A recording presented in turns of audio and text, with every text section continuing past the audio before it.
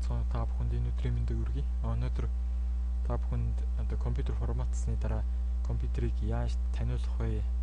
Хэрхэн компьютерийн драйверыг яаж таниулах вэ? Хэрхэн төлбөртэй програм ашиглахгүйгээр үнийг хийх вэ?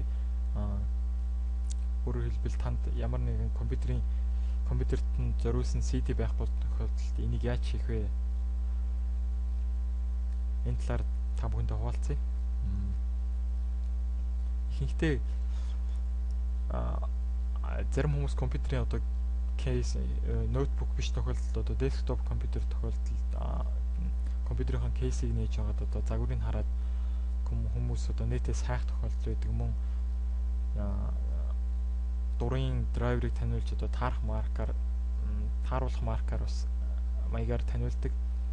Гэхдээ энэ хэрвээ таньсан ч гэсэн одоо зөв ажиллах хэсэг нь бас тодорхойгүй байдаг. Тийм учраас та энийг зөв хийх хэрэгтэй.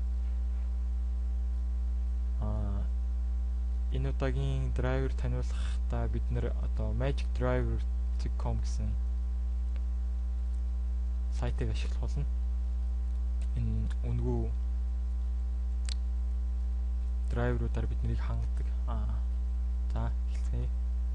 Үүний тулд та my computer руу ороод үүний дараа маусныхаа баруун тушаалыг хоосон хэсэгт нь дарж байгаад properties зэс рүү орно. Үүний дараа device manager хэсгийг сонгоно. Ингэснээр таны компьютер дээр байгаа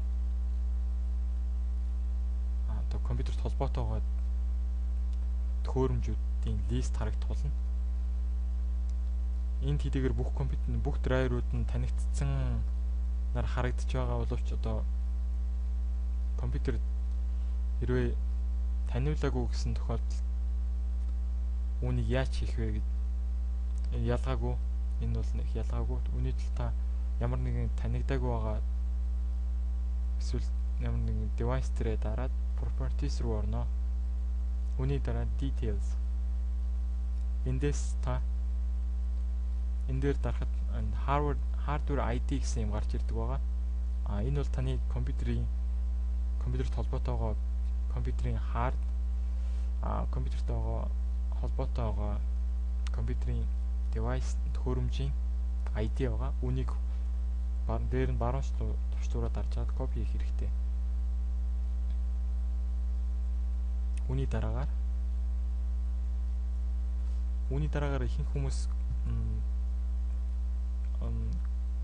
copy paste хийж байгаад та эндээс энэ хүртэл өөрөөр хэлбэл subsystem хүртэлх хийг устгах хэрэгтэй. Ингээд нийтээ сайж болно. Иймэрхүү байдлаар хайгаад таарсан драйверыг татаж авах боломжтой. Гэхдээ үнгүй бөгөөд шууд татах тийм линк олоход жоохон төвөгтэй. Тийм учраас бид magicdriver.com-ыг ашиглаж байгаа. Эндээс та search хэсэг рүү ороод search driver by ID хэсгээр дарахад энд хайх хэсэг гарна. Үүн дээр нь түрүүний хуулж авсан хэсгээ копидж тавих байгаа. Жишээлбэл энд одоо яаж тавих талаар зөвлөгөө байна. Ингээд search хийнэ.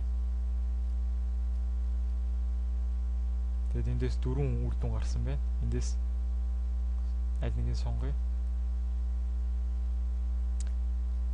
Одоо эндээс гарч ирж байгаа үзүүлэлтээс бид бүхэн одоо NVIDIA GeForce 9300 GS гэсэн модулийг хэрэглэж байгаа юм байна. Тэгэд өөрхөн компьютерийн операторын системээс хамаарат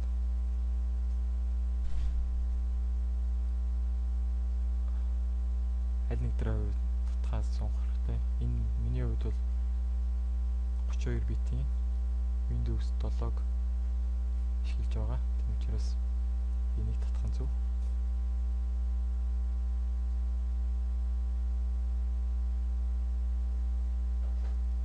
Энд дээр тэгж таана. Та ингээд татчих эхэлж байна. Татаж дуусныхан дараа та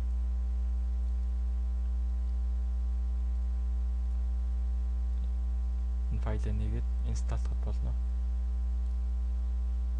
Анхаарал тавьсан явдал баярлалаа.